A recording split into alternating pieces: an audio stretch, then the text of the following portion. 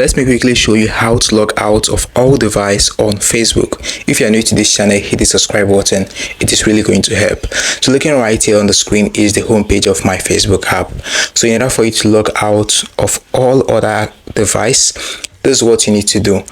You need to go ahead and click on the three-line icon at the top right corner like this. Then go ahead and scroll and click on settings. So right here on your settings, you need to click on the first option right here, which is account center. So once you go to your account center like this, you are going to be able to see this option of password and security. So you just need to go ahead and click on password and security, then scroll and you're going to see where it says where you are logged in. That is where you can see security check.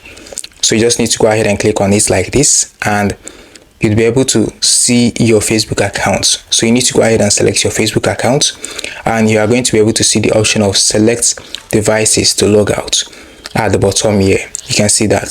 So clicking on it like this, you can now manually select the device that you want to log out from.